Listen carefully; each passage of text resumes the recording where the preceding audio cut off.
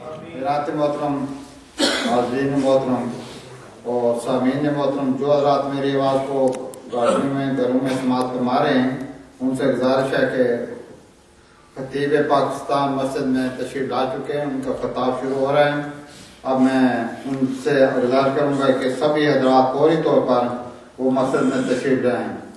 حضرات محترم، اس وقت آپ کا یہ پروگرام کریزن ریڈیو کے ذریعے پورے راشٹر میں اور اس کے علاوہ پوری دنیا میں اس وقت سنا جا رہا ہے۔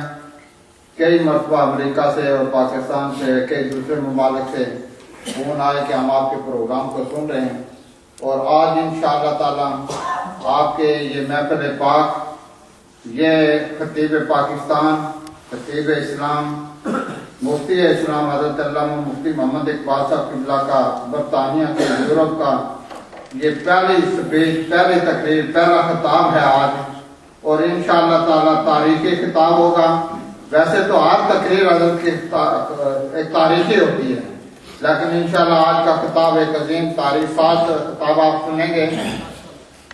میں یہ اپنے لیے انتہائی خوشی اور مسرت کی بات سمجھتا ہوں کہ برطانیہ میں تشریف لاتے ہی آج آپ کا پہلا خطاب جامعہ چشتیہ میں ہو رہا ہے، اور آخری خطاب جب آپ برطانیہ کا دورہ مکمل کر کے واپس تشریف لے آئیں گے تو میں نے اپنے برادر مکرم حضرت علامہ قاری عبدالروسا سے گزارش کی تھی کہ حضرت کا آخری خطاب بھی ہمیں موقع دینا کہ ہم آپ کا خطاب یہاں پر سن سکیں۔ باقی جو اعلانات ہیں، باقی پروگرام وہ حضرت کے خطاب کے فوراً بعد انشاءاللہ میں عرض کروں گا۔ اب بغیر کسی تمہید کے حضرت کی خدمت عالی میں گزارش کر رہا ہوں کہ وہ تشریف لا رہے ہیں۔ میں اپنے تمام ساتھیوں سے کہوں گا کہ بڑی توجہ کے ساتھ، بڑی محبت کے ساتھ اور اپنے جذبات محبت کو رسول اللہ کی محبت پر آج قربان کر دیں، تاکہ گنبد خضرا کے مکین کو یہ علم ہو سکے کہ مجھ سے محبت رکھنے والے یورپ میں کس انداز میں لوگ بیٹھے ہوئے ہیں۔ انتہائی پیار سے، انتہائی محبت کے کا ثبوت آپ قرآن فرمائیں، اور مجھے یہ دیکھ کر خوشی ہے کہ بڑے بڑے اہل علم، پڑھے لکھے سادات اور بڑے بڑے ہمارے سیاسی رہنما اس محفل پاک میں تشریف فرمائے ہیں۔ تو نعروں کی گونج میں اپنے موجود مہمان کی خدمت عالی میں گزارش کروں گا کہ تشریف لائے۔ نعرہ تکبیر، نعرہ تکبیر۔ یہ آپ کو پتہ ہے اور آپ نے بار بار دیکھا ہے کہ حضرت مفتی صاحب الحمدللہ آپ کو بلوائیں گے، ان کے پاس انداز ہے، لیکن جتنا اچھا آپ انداز دیں گے اتنا اچھا خطاب آپ کو سننے کو ملے گا۔ انتہائی محبت میں ڈوب کر نعرہ تکبیر، نعرہ رسالت، نعرہ رسالت، خطیب اسلام حضرت علامہ مفتی محمد اقبال صاحب کی میں۔ بسم اللہ الرحمن الرحیم، نحمدہ ونصلی ونسلم علی رسولہ الکریم، اما بعد فاعوذ باللہ من الشیطان الرجیم، بسم اللہ الرحمن الرحیم، لقد من اللہ علی المؤمنین اذ بعث فیہم رسولا آمنت باللہ وصدق اللہ العظیم، ان اللہ وملائکتہ یصلون علی النبی یا ایھا الذین آمنوا صلوا علیہ وسلموا تسلیما۔ السلام علیک یا رسول اللہ، السلام والسلام علیک یا حبیب اللہ، السلام والسلام علیک یا سید المرسلین، وعلی آلک واصحابک یا رحمۃ للعالمین۔ حمد و صلاۃ کے بعد انتہائی واجب احترام علماء کرام، شرکائے تقریب مقدس، السلام علیکم ورحمۃ اللہ وبرکاتہ۔ اللہ تبارک و تعالیٰ کا لاکھ لاکھ فضل و کرم و احسان ہے کہ اللہ تعالیٰ نے زندگی میں ایک مرتبہ پھر ماہ ربیع الاول شریف کے یہ پاکیزہ دن عطا فرمائے۔ اللہ تعالیٰ ہم سب کو نبی اکرم صلی اللہ علیہ وسلم کے جشن ولادت کا صدقہ ہر قسم کی خوشیاں عطا فرمائے. چونکہ یہ پروگرام راج دل کی میلاد کمیٹی کے زیر اہتمام ہوتے ہیں، خوشی ہے اس بات کی کہ اکثر جو مساجد کمیٹی کے حضرات ہیں اور علماء اور خطباء ہیں ان کی محافل میں تشریف آوری ہوتی ہے. اللہ نبی پاک علیہ السلام کے میلاد کا صدقہ اس اتحاد اور اتفاق میں اور برکتیں. حضرات محترم، بغیر کسی تمہید کے میں اپنی گفتگو کا آغاز کر رہا ہوں. خالق کائنات نے قرآن مجید میں ارشاد فرمایا لَقَدْ مَنَّ اللَّهُ عَلَى الْمُؤْمِنِينَ اِذْ بَعَثَ فِيهِمْ رَسُولًا. سبحان اللہ. البتہ تحقیق اللہ نے احسان فرمایا ایمان والوں پر اِذْ بَعَثَ فِيهِمْ رَسُولًا، جب ان میں عظیم الشان رسول بھیجا. ہم جب قرآن مجید فرقان حمید کو پڑھتے ہیں تو قرآن ہمیں یہ بتاتا ہے کہ اللہ نے اپنے محبوب علیہ السلام کے دامن رحمت میں اتنی وسعت رکھی ہے کہ سرکار دو عالم علیہ السلام صرف اہل ایمان کے لیے نہیں، اللہ کی ساری مخلوق کے لیے رحمت بن کر آئے. اللہ تعالیٰ قرآن مجید میں فرماتا ہے وَمَا أَرْسَلْنَاكَ إِلَّا رَحْمَةً لِلْعَالَمِينَ. اے محبوب صلی اللہ علیہ وسلم، ہم نے آپ کو تمام جہانوں کے لیے رحمت بنا کر بھیجا. عالم اللہ کے علاوہ ہر چیز کو کہا جاتا ہے جس چیز کا اللہ پالنے والا ہے، ہر اس چیز کے لیے میرے آقا رحمت. اور یہ بڑا عجیب انداز ہے قرآن مجید کا کہ اللہ نے اپنے محبوب علیہ السلام کو رحمت بنا کے بھیجا سب کے لیے، اپنوں کے لیے بھی، بیگانوں کے لیے بھی، ماننے والوں کے لیے بھی، نہ ماننے والوں کے لیے بھی. حتیٰ کہ میرے آقا کا وجود رحمت ہے کلمہ پڑھنے والوں کے لیے بھی اور تکلیف پہنچانے والوں کے لیے بھی. جس آقا کا وجود رحمت ہے سب کے لیے، اس کا احسان صرف اہل ایمان پر، اور یہ احسان جتانے والا بھی اللہ ہے.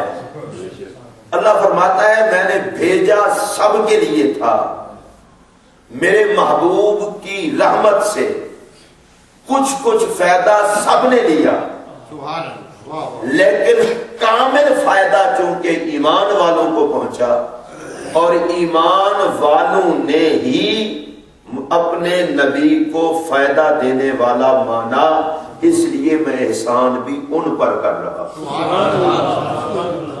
تو اللہ نے ایمان والوں پر احسان کیا. میں بالکل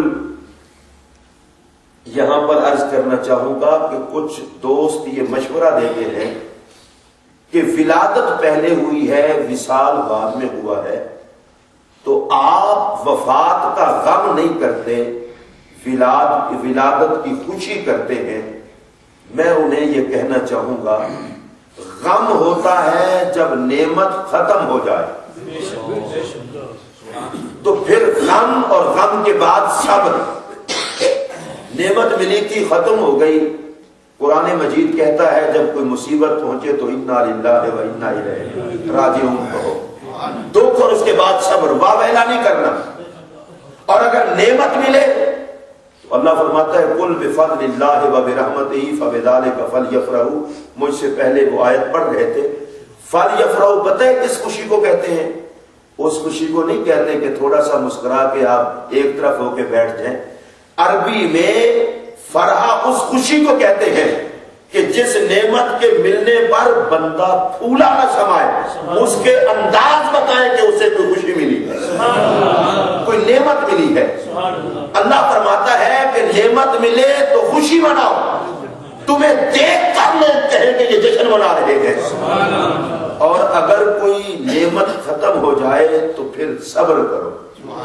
میرا سوال صرف اتنا ہے، صرف اتنا ہے، 12 ربیع الاول کو اللہ نے جس نبی کی صورت میں ہم پر احسان کیا تھا، اگر وہ احسان ختم ہو گیا ہے تو پھر تو غم کریں، اور اگر وہ احسان باقی ہے اور باقی رہے گا تو پھر ہم غم نہیں کریں گے، اس محسن کے ملنے پر خوشی کریں۔ نعرہ تکبیر، نعرہ رسالت، نعرہ حیدری، نعرہ غوثیہ۔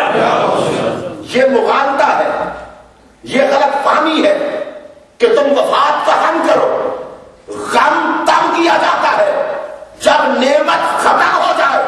میں اللہ کی عزت کی قسم اٹھا کے کہہ رہا ہوں، جو نعمت 12 ربیع الاول کو رسول اللہ علیہ السلام کے وجود کی صورت میں ہمیں ملی تھی، وہ اب بھی ہمارے پاس ہے۔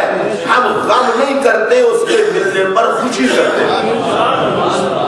ممکن ہے کوئی بندہ کہے کہ جذبات میں آ کر آپ نے ایسی بات کہی ہے، میں قرآن کی آیت پڑھ دیتا ہوں۔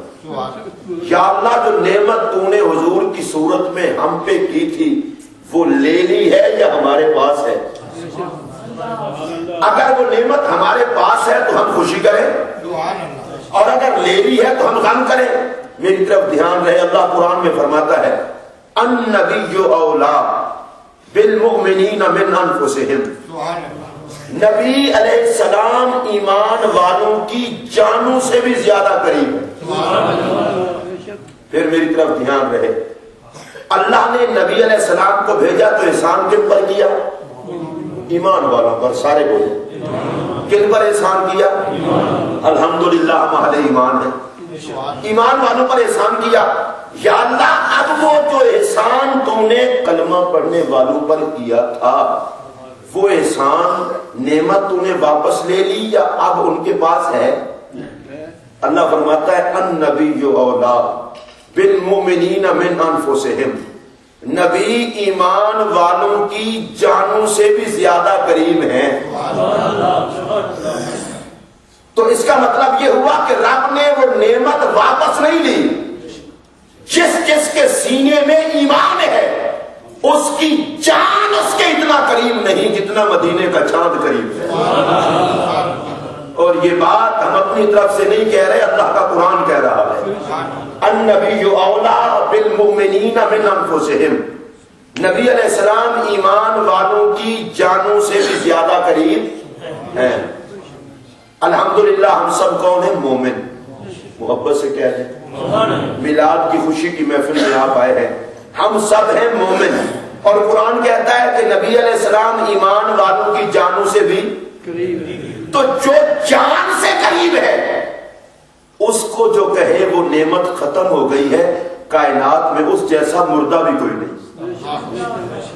ہمارا نبی ہماری جان سے قریب ہے، تو چونکہ آقا اللہ نے ہم سے واپس نہیں لیا بلکہ ہماری جان سے قریب ہے، ہم اپنے نبی کو جان سے قریب سمجھ کر دل و جان سے نبی کی آمد کا جشن مناتے ہیں۔ اب ذرا قرآن مجید کی اس آیت پر غور فرمائیں، اور بڑی قابل توجہ بات اور اہل سنت کی صداقت۔ النبی اولا بالمؤمنین من انفسہم، نبی ایمان والوں کی جانوں سے بھی زیادہ قریب ہیں۔ میں کوئی اختلاف کی بات نہیں کرنے لگا، محبت کی بات کرنے لگا ہوں۔ دنیا میں ہر بندے کو اختیار ہے اپنی اپنی رائے کا اظہار کرے۔ اگر کوئی بندہ یہ کہے کہ حضور ہمارے قریب نہیں ہے، میں صرف ان سے اتنا پوچھنا چاہوں گا آپ مومن ہیں کہ نہیں؟ میرا اور کوئی سوال نہیں، صرف اتنا، آپ کلمہ پڑھتے ہیں کہ نہیں؟ اگر وہ کہے ہم مومن ہیں تو میں کہتا ہوں اگر مومن ہو تو قرآن کہتا ہے ماننا پڑے گا نبی جان سے قریب ہے۔ نبی کو جان سے قریب نہ ماننا اپنے بے ایمان ہونے کی علامت ہے، اور نبی کو جان سے قریب ماننا اپنے صاحب ایمان ہونے کی علامت ہے۔ مدینے والے کی عزت پہ کوئی فرق نہیں پڑتا۔ جو میرے نبی کو جان سے قریب نہیں مانتے، وہ اپنے ایمان کی موت کا اعلان کرتے ہیں۔ جو نبی کو جان سے قریب مانتے ہیں وہ اپنے مومن ہونے کا اعلان کرتے ہیں۔ النبی اولا بالمومنین، بڑے دھیان سے میری بات سنیے، نبی ایمان والوں کی جانوں سے زیادہ، اس پر میں ایک حدیث بھی آپ کو عرض کر دوں۔ نبی اکرم صلی اللہ علیہ وسلم حضرت معاذ رضی اللہ عنہ کو یمن کی طرف بھیج رہے تھے، اور سرکار نے فرمایا ہو سکتا ہے آئندہ تم آؤ تو تمہارا گزر میری قبر انور سے ہو، مجھ سے ملاقات نہ ہو پائے۔ حضرت معاذ رضی اللہ تعالیٰ عنہ رو دیے، یا رسول اللہ صلی اللہ علیہ وسلم میں جدا ہو جاؤں گا آپ سے۔ میرے پاک نبی علیہ السلام نے ایک ارشاد فرمایا تھا، سن لیجئے، فرمایا انا اولی الناس بی المتقون من کانو حیث کانو۔ میرے پاک نبی علیہ السلام نے ارشاد فرمایا کہ بے شک جو لوگ پاک ہیں وہ جہاں بھی ہوں مجھ محمد عربی کے قریب ہیں۔ میں حدیث کے الفاظ دوبارہ پڑھ دیتا ہوں، انا اولی الناس بی المتقون من کانو حیث کانو۔ فرمایا بے شک مجھ مصطفیٰ کے قریب ہیں وہ لوگ جو پاک ہیں، ان کی ذات کوئی ہو اور رہنے والے جہاں کے بھی ہوں۔ فرمایا اس بات سے کوئی غرض نہیں کہ وہ کون ہے، کہاں رہتے ہیں، پاک ہوں میں محمد عربی ان کے قریب ہوں۔ پھر آئیے قرآن کی آیت اور اس حدیث کو ملاتے ہیں۔ قرآن مجید نے کہا کہ نبی پاک علیہ السلام ایمان والوں کے قریب ہیں، اور نبی پاک نے فرمایا کہ میں جتنے پاک ہیں میں مصطفیٰ ان کے قریب ہوں۔ حضرات محترم، اس قرآن اور حدیث کو دونوں کو ساتھ ملائے تو پتہ یہ چلتا ہے کہ جو پاک ہے ان کا عقیدہ یہ ہے ہماری جان اتنا ہمارے قریب نہیں جتنا مدینے کے تاجدار قریب ہے۔ مصطفیٰ کریم کو قریب ماننا یہ پاکوں کا کام ہے، نبی کو جان سے قریب ماننا یہ مومنوں کا کام ہے۔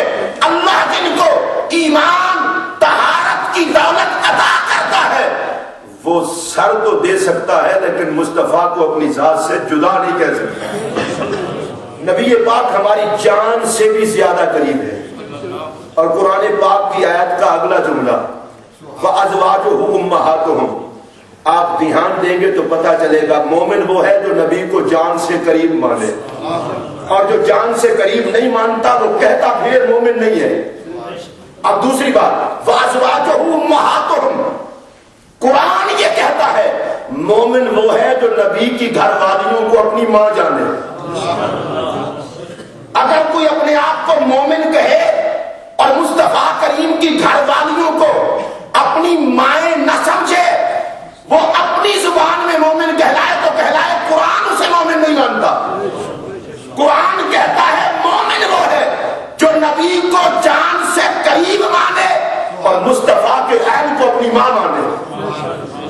کچھ لوگ وہ ہیں جنہوں نے ذات رسول کو جان سے قریب نہ مانا، ان کے ایمان کا بھی خاتمہ ہوا، اور کچھ لوگ وہ ہیں جنہوں نے نبی کے حرم کا حیا نہ کیا، ان کے ایمان کا بھی خاتمہ ہوا۔ مبارک ہو اہل سنت تمہیں، تم نبی کو اپنی جان سے قریب بھی مانتے ہو اور مصطفیٰ کے حرم کو اپنی مائیں بھی مانتے ہو۔ النبی اولا بالمومنین، اور میں یہاں ایک بات عرض کرنا چاہتا ہوں بڑی قابل توجہ، مصطفیٰ کریم سے جس چیز کو نسبت ہو جائے وہ لاجواب۔ اس عنوان پر گفتگو کی جائے تو گھنٹوں ہو سکتی ہے، میں صرف ایک بات کرنا چاہتا ہوں۔ اس بات کو قاضی یاد رحمت اللہ تعالی علیہ نے شفا شریف میں اور شفا کی شرح کرتے ہوئے علامہ خفاجی نے نسیم الریاض میں لکھا، اور محدثین اور متکلمین کا اجماع نقل کیا۔ وہ اجماع کیا ہے سنیے، کہتے ہیں وہ پاکیزہ خاک، وہ پاکیزہ مٹی جو رسول اللہ کے وجود کو چوم رہی ہے اس وقت، وہ کعبے سے بھی افضل ہے۔ میں رسول اللہ علیہ السلام کے جسم کو چومنے والی پاک مٹی کی بات کر رہا ہوں، تو اہل سنت آپ کو اسی ذوق کے ساتھ سبحان اللہ کہنا چاہتے ہیں۔ حضرت یہ کیسا دور تھا، یہ متکلمین اور محدثین ان کی عظمت کو سلام، وہ کہتے ہیں کہ جو پاک مٹی قبر انور کا وہ حصہ جو نبی پاک کے جسم پاک کو چوم رہا ہے وہ کعبے سے افضل ہے، اور کہتے ہیں صرف کعبے سے نہیں، وہ اللہ کے عرش سے بھی افضل ہے۔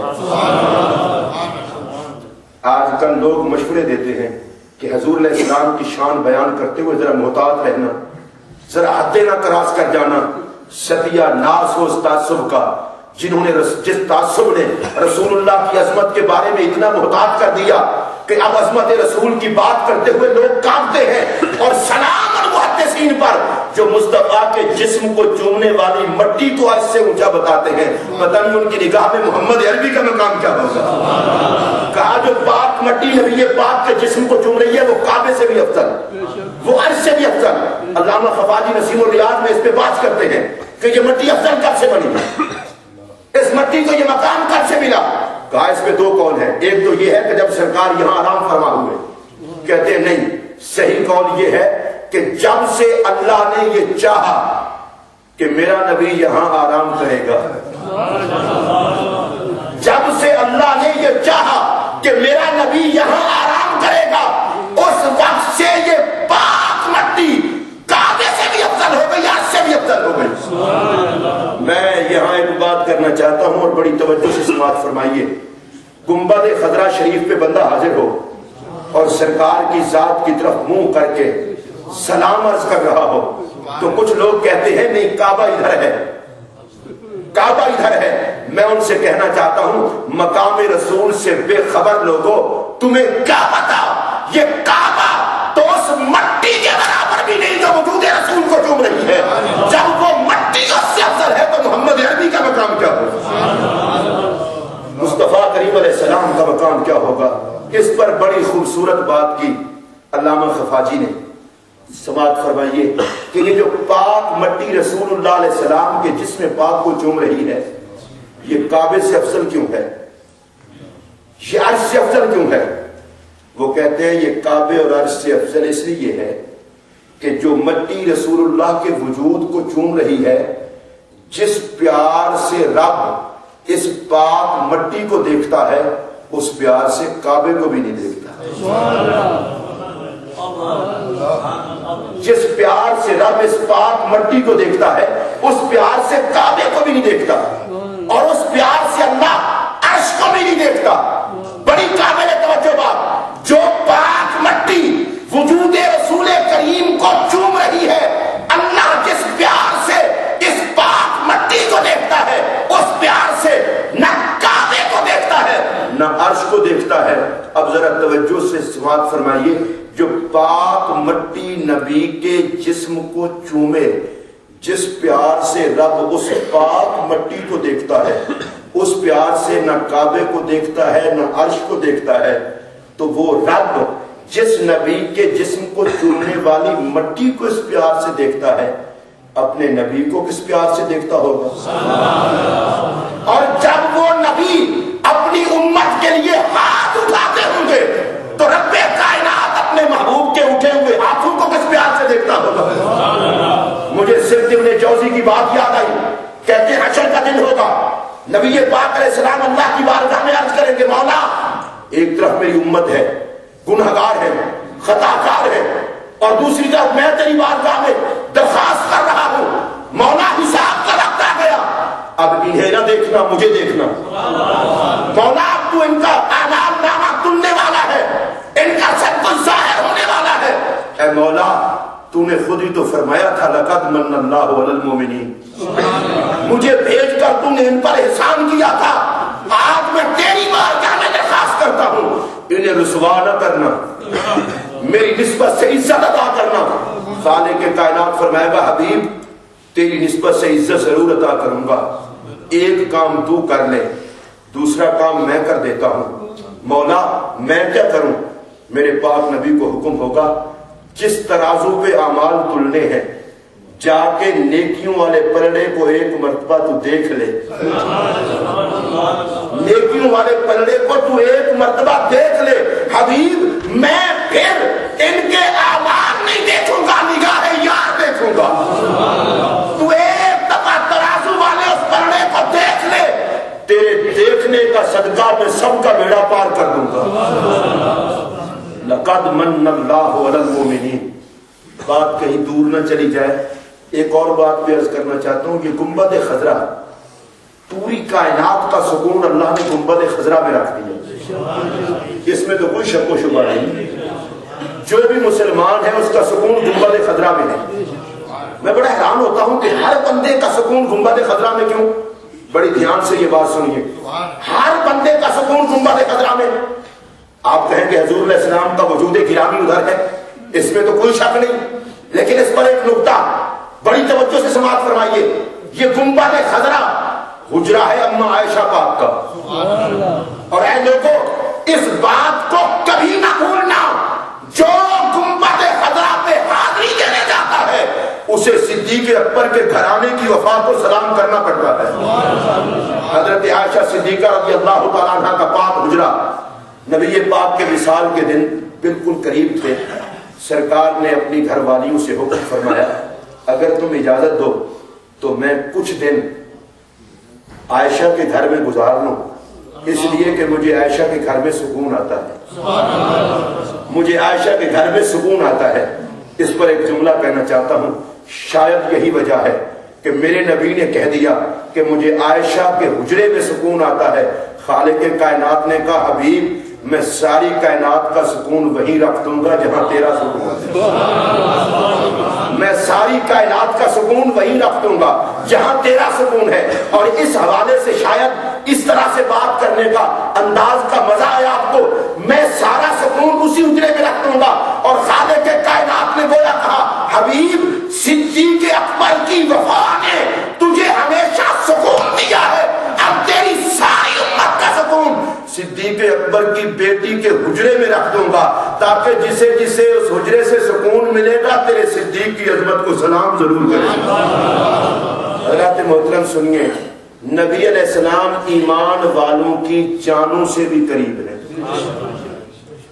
यहां पर भी अल्लामा खफाजी ने एक बड़ी मजेदार बात की है, वो मैं अर्ज कर दूं इस हदीस के तहत कि सरकार ने फरमाया, माँ बैना बैती व रोज़ती रोज़तुम मिन रियाज़िल जन्नह व फी रिवायतन माँ बैना बैती व मिंबरी रोज़तुम मिन रियाज़िल जन्नह, कि मेरे घर से लेकर मेरे मिंबर तक ये सारी जगह जन्नत का बाग है। अल्लामा खफाजी कहते हैं कि जमीन के इस टुकड़े को आपने जन्नत क्यों बनाया? बिलखुसूस जरा ध्यान दीजिए, चूंकि ये निस्बत की महफिल है, मिलाद सारा है ये निस्बत का नाम। अल्लामा खफाजी कहते हैं कि घर से लेकर और मिंबर तक ये जो पाकीज़ा जगह है, इसे जन्नत क्यों बनाया गया? का असल में बात यह है, अल्लाह ने फरमाया, हबीब तू घर से निकलता है, मिंबर की तरफ आता है, और फिर मिंबर से चलता है, घर की तरफ आता है। तेरा आना जाना मेहराब से घर, घर से मेहराब। हबीब जिस रास्ते पे तू बार बार आता है, मैं उस पूरी राह को जन्नत बना रहा हूं, मैं उस पूरी राह को जन्नत बना रहा हूं। अब इसे फना नहीं होगी। उलमा ने लिखा है कि ये माँ बहना बहती और मिंबरी रोज़तुम मिन रियाज़िल जन्नह का मतलब क्या है? कोई ये ना समझे कि फर्जी बात है, फरमाया नहीं, हशर के दिन सारी जमीन फना होगी और जिस टुकड़े को मुस्तफा ने जन्नत बना दिया ये फना नहीं होगा, इसी तरह जन्नत में ले जाया जाएगा। सबक ये मिल रहा है, अगर कोई अपने आप को फना से बचाना चाहता है, मोहम्मद अरबी के कदमों में आ जाए, कभी फना नहीं होगा। फना से वही बचता है जो मुस्तफा के कदमों में आ जाए। हरगिज नबी अदा के दिलश जिंदा शुद बाइश संदस्त बर जरीदा आलम दवा में मां, लोगों जो नबी के कदमों से वाबस्ता हो जाता है उसे मौत भी नहीं मार सकती। अगर कोई मिटने से बचना चाहता है तो मोहम्मद अरबी के कदमों से वाबस्ता हो जाए। अल्लामा खफाजी ने एक और बड़ी मजेदार बात की, फरमाते हैं हुजूर अलैहि सलाम ने बैत क्यों कहा रोज़ा पाक वाली जगह को? कहते हैं अल बैतुल्लज़ी यबीतु फ़ीहिल हय्य, बैत उसे कहते हैं जिसमें जिंदा बंदा रहे। आपको समझ आई हो तो कहना सुभान अल्लाह। बैत उसे कहते हैं जिसमें जिंदा बंदा रहे। सरकार ने ये नहीं फरमाया कि मेरे विसाल के बाद इस जगह का नाम फरमान नहीं, मेरा घर है घर। और बैत वो होता है जिसमें जिंदा बंदा रहे। फरमाया खबरदार विसाल के बाद मुझे मुर्दा न कहना, मैं अब भी जिंदा हूं।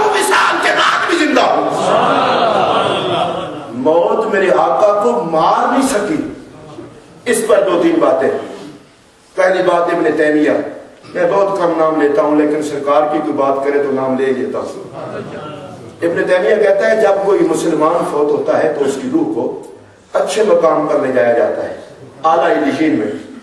सरकार की रूह पाक जिस्म पाक से जुदा हुई, फरिश्ते लेकर गए आसमान पर, पहले आसमान, दूसरे, तीसरे, 7 आसमानों से मेरे आका का जिस्म पाक अफजल, अर्श से भी अफजल, जन्नत से भी अफजल।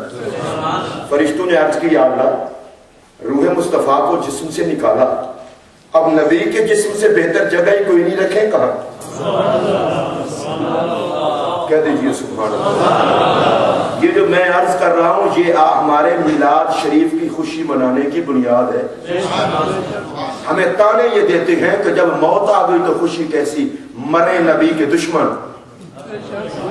मिटे मुस्तफा के दुश्मन। मेरे नबी मरे नहीं, मिटे नहीं, जहान बदला है। मेरा नबी दुनिया में हो तो आलम बरज़ख से बाखबर है, आलम बरज़ख में हो तो आलम दुनिया से बाखबर है। जहान बदलना और है, बाखबर हर वक्त मेरे आका रहते हैं।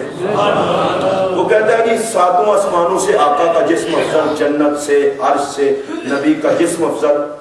फरिश्तों ने कहा मौला अब इस रूह को रखें कहां? खाले के कायनात ने फरमाया जहां से निकाल के लाए थे वहीं दोबारा लौटा दो, जहां से निकाल के लाए थे वहीं दोबारा लौटा दो। मेरा नबी पहले भी जिंदा, अब भी जिंदा। रूह मुस्तफा जहां से निकाल के लाए थे वहीं दोबारा लौटा दो। अब यहां पर एक और बात हो सकता है, किसी बंदे के ज़हन में ख्याल आए कि अगर रूह लौटा देनी थी तो निकाली क्यों? भाई पहले नबी के जिस्म से रूह पाक को निकाला गया और फिर रूह पाक को लौटा दिया गया। रूह को निकालना क्यों अगर लौटाना था? तो सुन लीजिए, लौटाया इसलिए ताकि नबी की शान जाहिर हो और निकाला इसलिए ताकि नबी की शान जाहिर हो। मोहब्बत से कहिए सुभान अल्लाह। वैसे मैं पता नहीं आज किस ज़ौक़ में लग गया हूं। आपका एक अपना ज़ौक़ है, मेरा एक अपना ज़ौक़ है। रूह मुस्तफा करीम को जिसमें रसूल से निकाला गया हुजूर की शान दिखाने के लिए, फिर रूह पाक को लौटा दिया गया नबी की शान दिखाने के लिए। और कोई हुजूर के नौकरों से सीखे ना दीन क्या है। तासुब की ऐनक लगा के देखोगे तुम्हें मोहम्मद क्या नजर आएगा। तासुब की ऐनक लगी हो तो मक्के में रहने वाले अबू जहल को जमाने यार दिखाई नहीं देता, और अगर इश्क की तड़प हो तो फारिस से आने वाला सलमान भी अहले बैत में शामिल हो जाता है।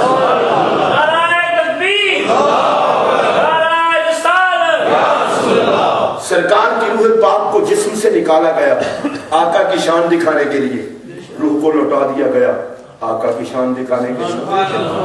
जामिया चिश्तिया अल्लाह इसे आबाद रखे, इसमें बैठने वालों हो सकता है आप कहें जी निकाला गया शान दिखाने के लिए, लौटाया गया शान दिखाने के लिए। मैंने कहा बिल्कुल। आप कहेंगे वो कैसे? अल्लाह ने कहा हबीब तेरे जिस्म से तेरी रूह को जुदा करूंगा ताकि कोई तुझे खुदा ना कह सके। तेरे जिस्म से तेरी रूह को जुदा करूंगा ताकि कोई तुझे खुदा ना कह सके, वापस लौटा दूंगा ताकि कोई अपने जैसा ना कह सके। तेरे रूह को, तेरी रूह को तेरे जिस्म से जुदा करूंगा ताकि कोई खुदा ना कह सके, वापस लौटा दूंगा ताकि कोई अपने जैसा ना कह सके। अरे अल्लाह चाहता ये है मेरे हबीब को ना खुदा कहो ना अपने जैसा कहो, कहना हो तो सैयदुल अंबिया कहो। और इस पर एक और बड़ी खूबसूरत बात कि सरकार के जिस्म से मौत मुताल्लिक क्यों हुई। मेरी बात समझ आ रही है? अल्लाह कुरान में फरमाता है हबीब हमने आपको सारे जहानों के लिए रहमत बना के भेजा। हजरत किबला मुफ्ती साहब तशरीफ फरमा है और दीगर उलमा, कारी साहब और दीगर आलमीन में तो मौत भी शामिल है। अगर मौत नबी के जिस्म से वाबस्ता न होती तो शिकवा न करती, मौला मेरा कसूर क्या है, मुझे तो हिस्सा ही नहीं मिला, मुझे तो हिस्सा ही नहीं मिला। जिस नबी को तूने सबके लिए रहमत बना के भेजा, मुझे मौत भी तो तू नहीं बनाया ना, बाकी मखलूक को हिस्सा मिले मुझे ना मिले। अल्लाह ने फरमाया तुझे भी हिस्सा दूंगा, तू मेरे यार के जिस्म को चूम लेना, तुझे हिस्सा मिल जाएगा। मेरा नबी पहले भी जिंदा, बाद में भी जिंदा। और दूसरी हिकमत, मौत वजूद रसूल से मुताल्लिक इसलिए हुई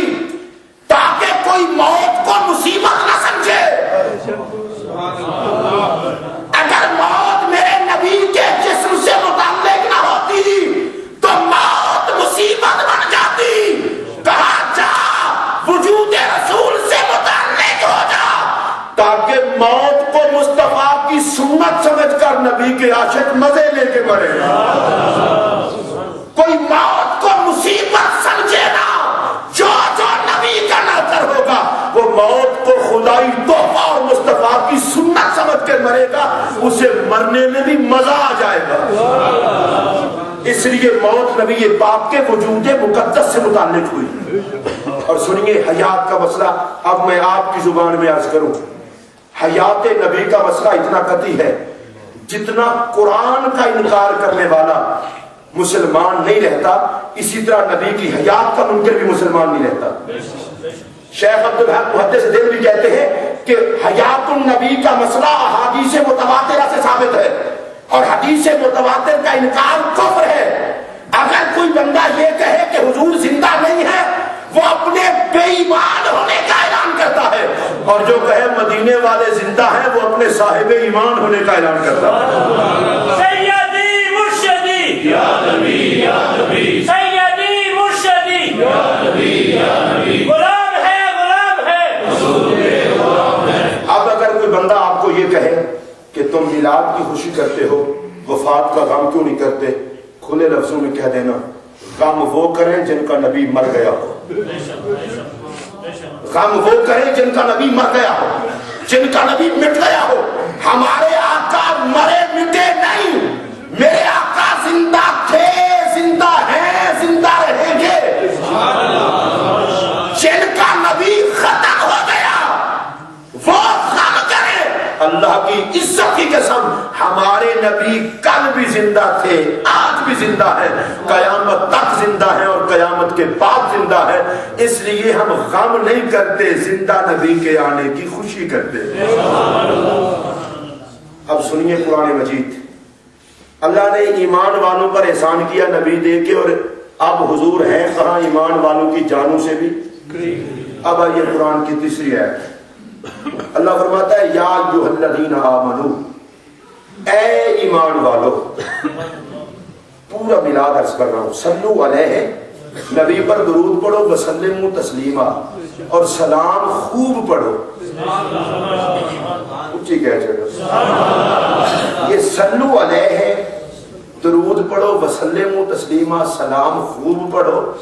इसमें हिकमत ये थी कि दरूद तो पढ़ लेंगे, सलाम पे तकलीफ होगी। रब ने कहा वसल्लिमू तस्लीमा,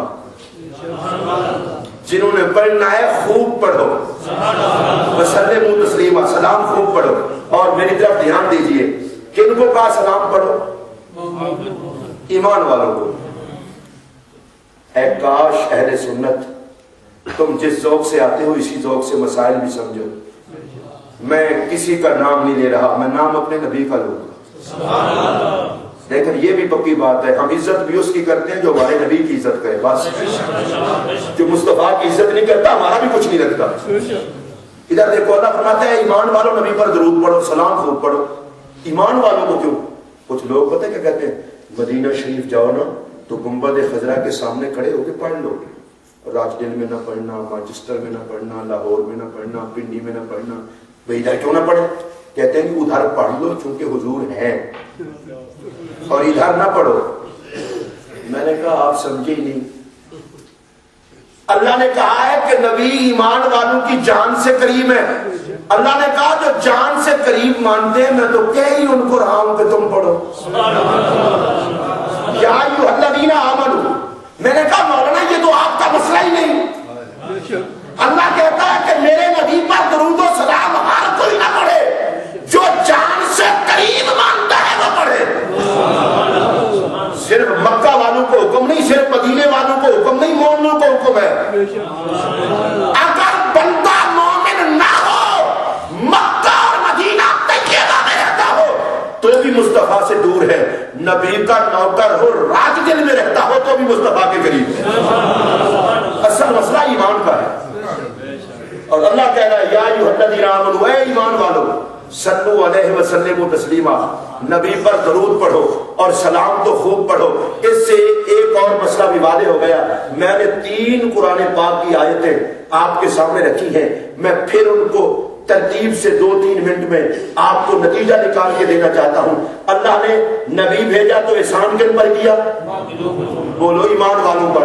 اور نبی کن کی جانوں کے قریب ہے؟ اور درود و سلام کون پڑھے؟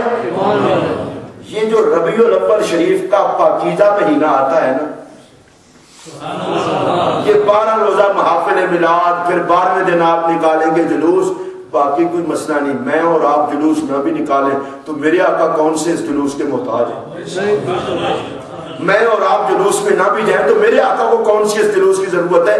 اصل میں ہر سال ربیع الاول کے ان دنوں میں ہم مصطفیٰ کی عظمت کا جھنڈا اٹھا کے زمانے کو بتا دیتے ہیں صدیاں بیت گئی، ہمارا نبی ہم سے جدا نہیں، ہم اپنے نبی سے جدا نہیں. عرصہ گزر گیا، درود و سلام میں فرق نہیں آیا. ہم میلاد کا جلوس نکال کے زمانے پہ ثابت کر دیتے ہیں ہم مردہ نبی کے ماننے والے نہیں، زندہ نبی کے ماننے والے ہیں. اور نبی پاک پر درود و سلام پڑھ کے کائنات کو بتا دیتے ہیں لوگوں اللہ نے ہمیں نبی عطا کیا تھا، ہماری جان سے قریب ہے، اس لیے ہم ہی محمد عربی پر درود و سلام پڑھ رہے ہیں. تو یہ جو میلاد شریف کا پاکیزہ مہینہ آتا ہے، اس میں آپ جلسے، جلوس اور ہاتھ میں جھنڈے اٹھا کر باہر نکلتے ہیں. شاید آپ کو یاد ہو یا نہ، میں نے پچھلی دفعہ بھی کہا تھا اس سے اور کوئی نہیں، لیکن اتنا تو پتا چل جاتا ہے جھنڈے وہی اٹھاتا ہے تو کسی کا ہوتا ہے. بھئی جو نبی کا ہے ہی نہیں وہ مصطفیٰ کی آمد کا جھنڈا کیوں اٹھائے؟ لوگ اپنے گھروں پر جھنڈے لگاتے ہیں. یہاں کا تو مجھے نہیں پتا، ہمارے پاکستان میں جب الیکشن قریب ہوتے ہیں تو مختلف قسم کے لوگ مختلف قسم کے جھنڈے اپنے گھروں پہ لگاتے ہیں. یہاں بھی میرے خیال میں ہوگا جھنڈے لگاتے ہیں. کیا مطلب؟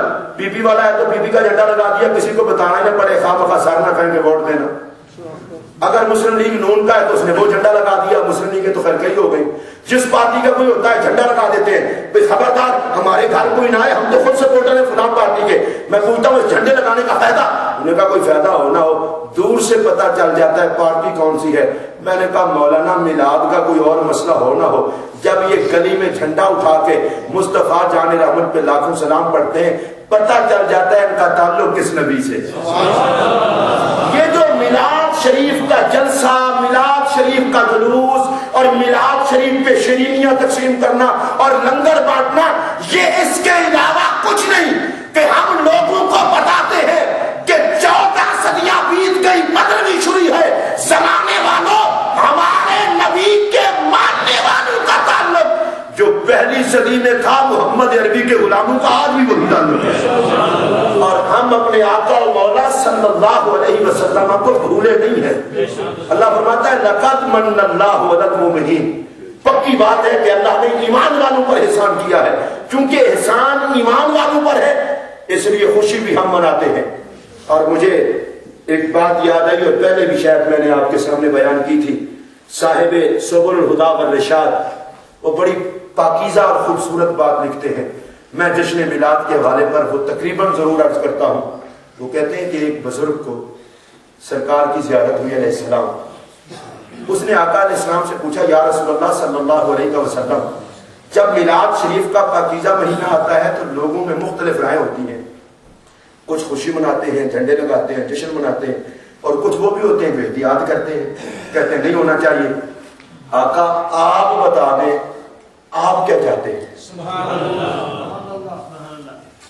میں آج ہی بیٹھا ایک بندے کو بتا رہا تھا، حضرت مجدد الفسانی رحمت اللہ تعالی علیہ ایک جگہ پہ لکھتے ہیں اپنے ملفوظ میں، اگر بندہ 1 کروڑ راتیں جاگے عبادت کرتے ہوئے ان 1 کروڑ راتوں کا وہ ثواب نہیں جو اگر دوپہر کا کھانا کھانے کے بعد نبی کی سنت سمجھ کے تھوڑی دیر سو جانے کا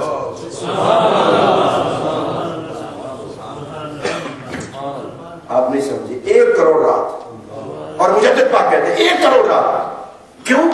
اس لیے کہ 1 کروڑ رات وہ جاگے گا اپنی مرضی سے اور یہ 5 منٹ سویا مصطفیٰ کی سنت سے. تو یہ 5 منٹ سونا کروڑوں راتوں سے بہتر ہے.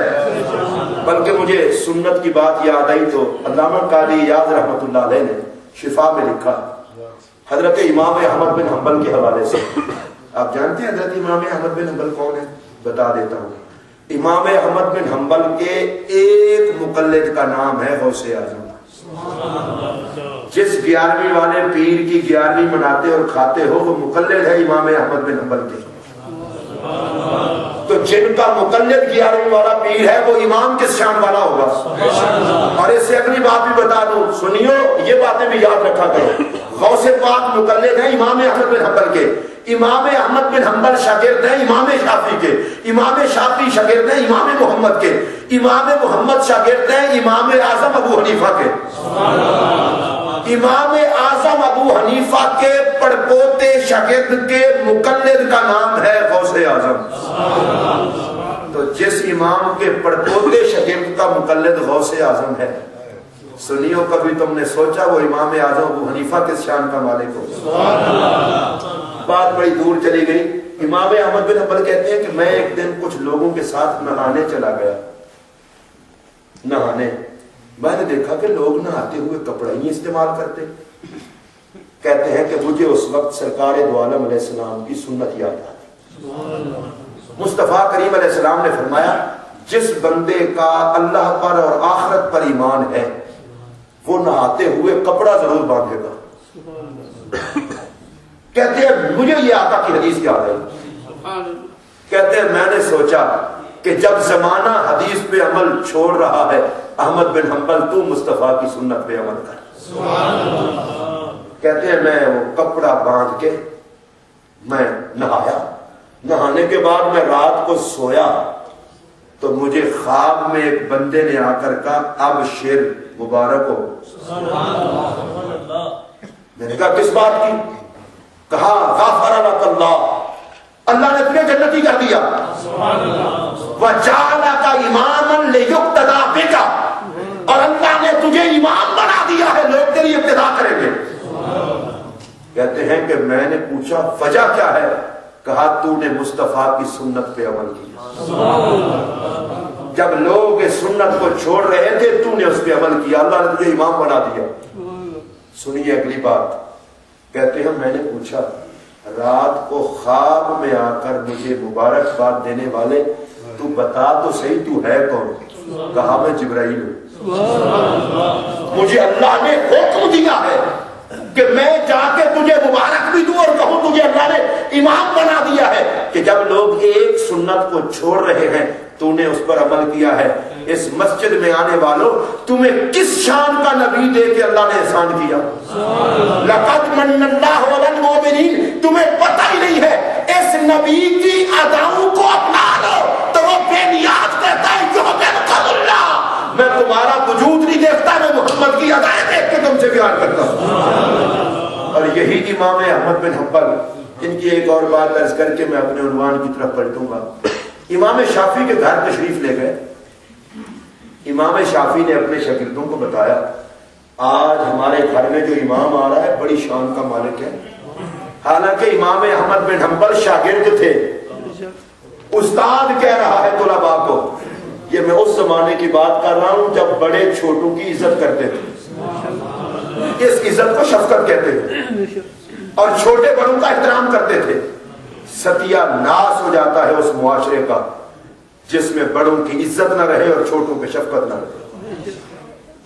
اور میری ایک بات یاد رکھنا, میلاد شریف کے پیغام کے طور پر اس بندے کو کبھی عزت نہیں ملتی جو دوسروں کو عزت نہیں دیتا. جو اپنے آپ کو سب کچھ سمجھتا ہے وہ کچھ نہیں ہوتا.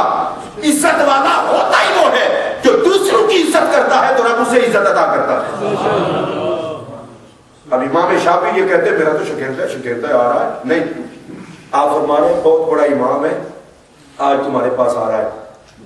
امام احمد بن حنبل تشریف لائے, انہیں کھانا کھلایا. کھانا کھلانے کے بعد طلباء بڑے شرارتی ہوتے ہیں, انہوں نے پانی کا ایک لوٹا بھر کے قریب رکھ دیا, چارپائی کے قریب. انہوں نے کہا بڑا نیک ہے, بڑا نیک ہے. اگر نیک ہے تو صبح تہجد پڑھے گا, تہجد پڑھے گا تو پانی استعمال کرے گا, پانی استعمال کرے گا تو لوٹا خالی ہو جائے گا, ہمیں صبح پتہ چل جائے گا حضرت نیک ہے. کیسا معیار تھا کہ اس وقت نیکی تہجد سے پہچانی جاتی تھی.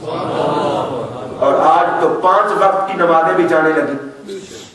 میں آپ سے ایک بات پوچھ لوں اگر ناراض نہ ہو, وہ کیسا عاشق رسول ہے جو 5 وقت کی نماز بھی نہیں پڑھ سکتا؟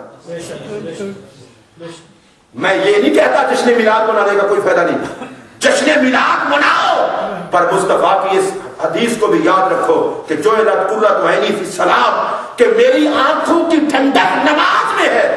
اگر بازار میں گھوم کر صلاۃ و سلام پڑھ کے حضور کو خوش کرتا ہے تو مسجد میں سجدے میں سر جھکا کے بھی اپنے نبی کی آنکھوں کو ٹھنڈا کرے. یہ نہ ہو کہ مسجد انتظار کرتی رہے اور نبی کا غلام قریب ہی نہ آئے. امام احمد بن حنبل گئے, کھانا کھونا کھا کھو کے سو گئے. سونا کیا تھا, دروازہ بند ہو گیا. امام احمد بن حنبل علیحدہ, امام شافعی علیحدہ, شاگرد علیحدہ. صبح کا ٹائم ہوا نا, شاگردوں نے پھٹ آ کے دیکھا کہ لوٹے میں جو پانی رکھ کے گئے تھے وہ تو اسی طرح رکھا تھا. انہوں نے جا کے امام شافعی کو کہا, اے امام, آپ تو کہتے تھے کہ وہ بہت نیک آدمی ہے, اس نے تو تہجد ہی نہیں پڑھی. انہوں نے کہا, آپ کو کس نے بتایا؟ کہا حضور پانی کا لوٹا بھر کے رکھا تھا, ہم سے مانگا نہیں.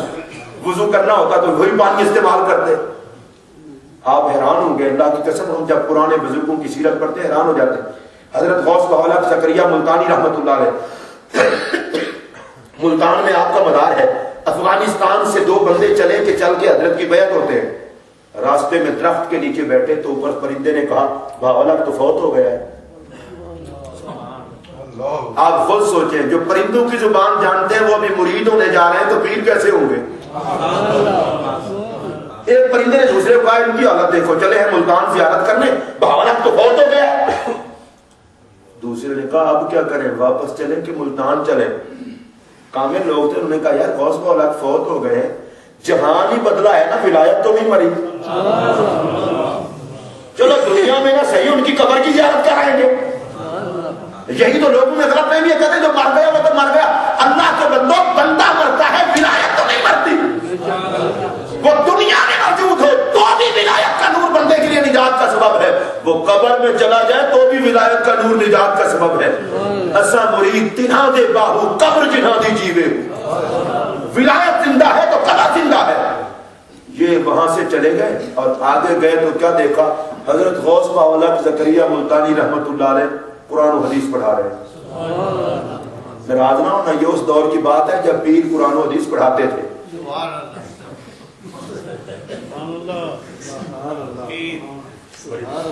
یہ سارے پیر تھے اور پڑھاتے تھے, اور پیر ہوتا ہی وہ ہے جسے پڑھانا آتا ہو. نہیں آپ کو کیا پتا میں کیا کہہ رہا ہوں. پوری کائنات میں, میرے جملے پہ ہنسے نا, اولیاء کی جو اولیاء ہے ان کے جوتے میرے سر کا تاج. ہاں, کوئی بندہ ولیوں کے بارے میں گھٹیا ذہن نہ رکھے. پوری کائنات میں, اللہ کی پوری مخلوق میں قسم اٹھا کے کہہ رہا ہوں, میرے نبی جیسا پیر بھی کوئی نہیں, حضور جیسا استاد بھی کوئی نہیں, سرکار جیسا کوئی پڑھانے والا بولو یار. اور جسے اللہ کہتا ہے یعلمہم الکتاب, فرمایا میرا رسول وہ ہے جو لوگوں کو قرآن پڑھاتا ہے, سکھاتا ہے, والحکمہ, ساری راز کی باتیں سکھاتا ہے. تو حضرت غوث بہاء زکریا ملتانی پڑھا رہے تھے. ناراض نہ ہونا, جن کی ہم 11ویں مناتے ہیں, یہ بھی 33 سال تک مصلی بچھا کے قرآن و حدیث پڑھاتے رہے. 40 سال تک منبر پہ بیٹھ کے شیخ عبد القادر جیلانی واز کرتے رہے. اور پتہ ہے واز کیسا ہوتا تھا, اس کونے والے کے دل میں کوئی بات آئی تو اس کو بتا دی, اس کونے والے کے دل میں بات آئی تو اس کو بتا دی.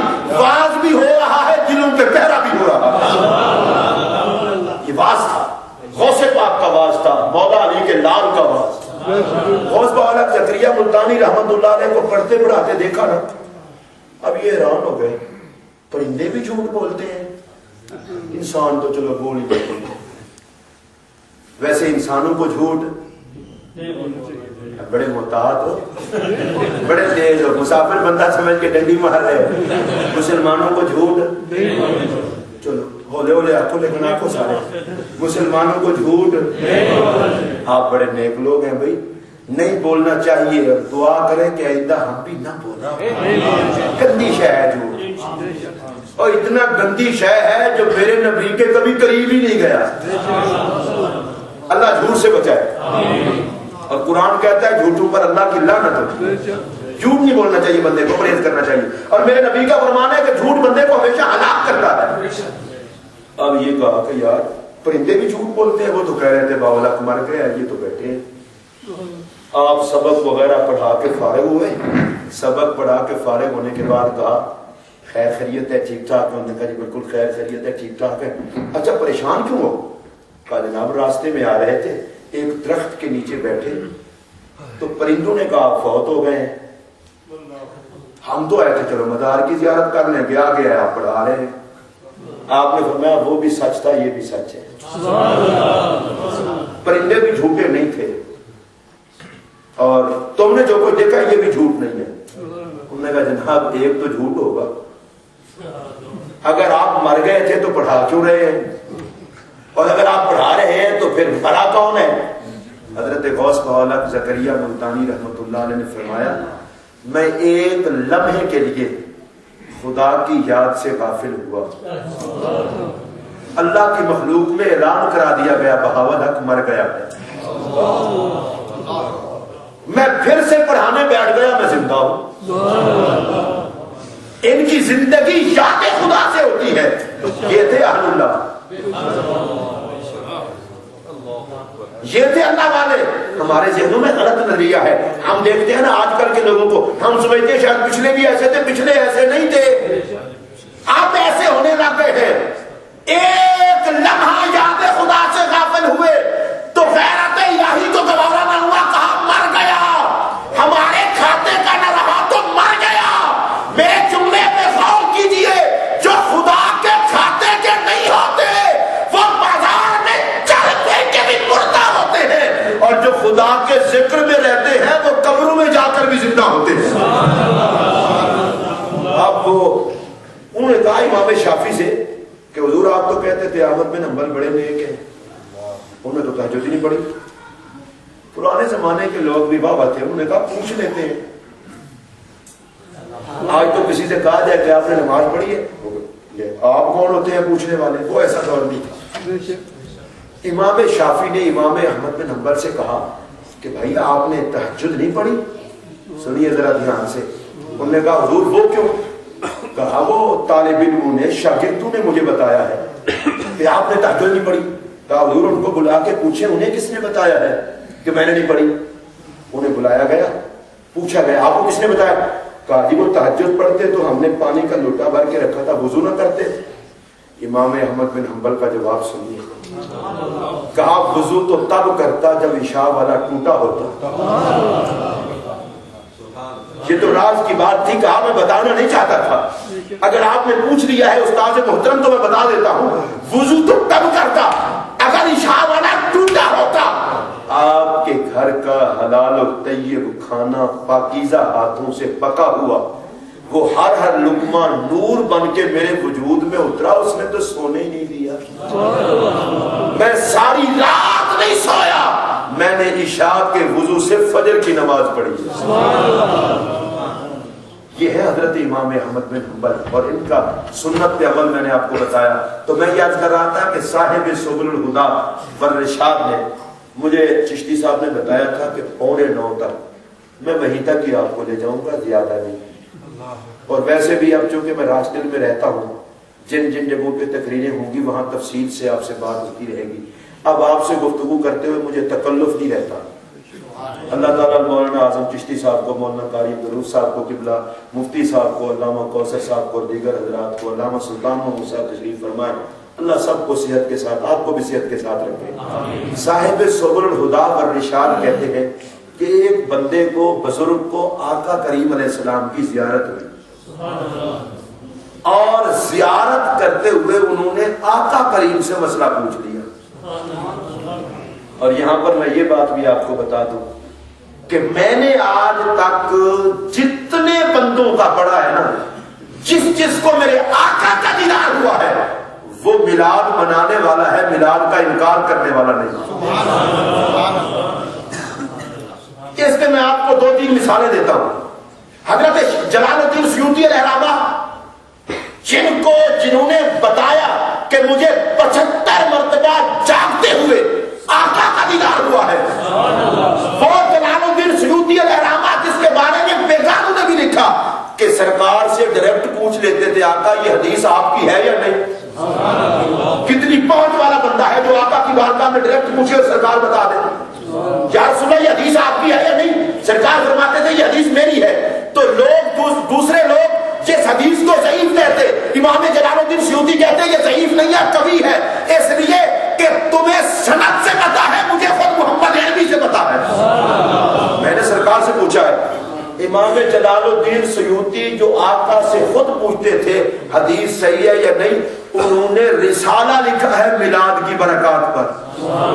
जरा मोहब्बत से कहिए सुभान अल्लाह। इसका मतलब ये है कि मुस्तफा का जिसे कर्म मिलता है वो मिलाद से रोका नहीं करता, मिलाद मनाने की बरकतें बताता है।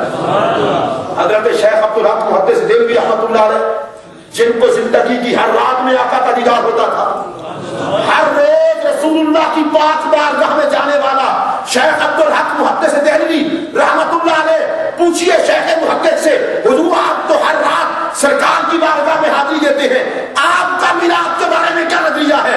शेख अब्दुल हक मुहद्दिस देलवी कहते हैं, मौला मेरा कोई अमल ऐसा नहीं जिसे तेरी बारगाह में नाज के साथ पेश कर सकूं, पर एक अमल है जिसको मैं नाज के साथ पेश कर रहा हूं और मुझे पूरी उम्मीद है मेरा वो अमल रद्द नहीं होगा और उसका सदका मेरी आखिरत संवर जाएगी।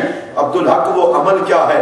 कहा हर साल तेरे नबी की महफिल मिलाद मनाता हूँ और महफिल मिलाद मनाने के बाद खड़े होकर दरूद सलाम पढ़ता हूँ।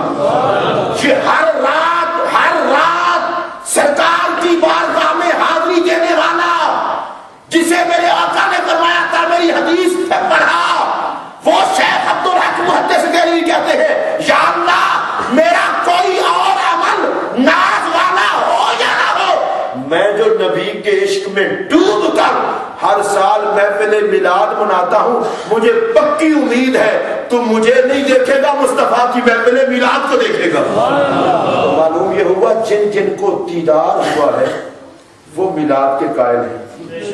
अब जिस बुजुर्ग की बात मैं करने लगा, साहिब सबुल हुदा वल इरशाद में लिखा, उसकी बात सुन लीजिए। उसने सरकार से पूछा, या रसूलुल्लाह सल्लल्लाहु अलैहि वसल्लम, मिलाद शरीफ का मौका आता है तो कुछ लोग खुशियां मनाते हैं और कुछ लोग रोकते हैं, मेरी तरफ ध्यान देना, खुशियां मनाने वाले ये भी अपना काम करते हैं, रोकने वाले अपना काम करते हैं। मिलाद का महीना ये तो बता देता है ना मुस्तफा वाले कौन है। अब रबीउल अव्वल का महीना गुजरने के बाद किसी को याद ना रहे तो उसकी अपनी किस्मत। पूछा हुजूर, कुछ लोग रोकते हैं, कुछ लोग खुशियां मनाते हैं, आप क्या फरमाते हैं? सरकार दो आलम अलैहिस्सलाम ने उस बुजुर्ग को जवाब दिया, वो आप भी सुन लें। सरकार ने फरमाया, मन फारेहा बिना फरहना बिही, जिसको हमारे आने की खुशी है हमें भी उसका जश्न मनाने की खुशी है। कैसा खूबसूरत जुमला है, मन फारेहा बिना फरहना बिही, जो हमारे आने का जश्न मनाता है हम भी उस पर खुश हो जाते हैं। मेरे ख्याल में इसके बाद हमें किसी और चीज की जरूरत नहीं। ये उलमा और ये आप सारे लोग 12 दिन हर रोज अपना काम छोड़ के मसरूफियत अपनी सारी तर्क करके मेरे आका की खुशी मनाने ही आते हैं ना। और हमारे लिए इतना ही सनद काफी है कि सरकार ने फरमाया अलैहिस्सलाम, जिसे हमारे आने की खुशी है हम भी उस पर खुश हैं। मिलाद शरीफ का जश्न करने वालों, तुम पे कोई राजी हो या नाराज, लेकिन एक बात दिल की तख्ती पे लिख लो कि जो अल्लाह रसूल की रजा के लिए जश्न मिलाद मनाता है, गुंबद खजरा में उस पे आका खुश हैं, अर्श पर खुदा खुश है। हमें खुदा रसूल की खुशी चाहिए, कोई और नाराज होता है तो हुआ करे।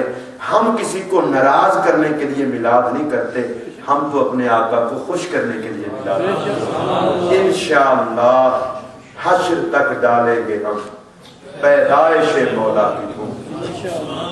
اللہ نے چاہا تو جب تک میرے آقا کے نوکر موجود ہیں اور حشر تک ہیں آقا کے میلاد کا جشن انشاءاللہ ہوتا رہے گا۔ اللہ تعالیٰ قبلہ مفتی صاحب کو اور چشتی صاحب کو صحت کلی اور شفاء کلی عطا فرمائے۔ جتنے یہاں علماء موجود ہیں اور آپ سب شرکاء کو بھی اللہ اپنی تمام رحمتوں سے نوازے۔ وآخر دعوانا الحمدللہ۔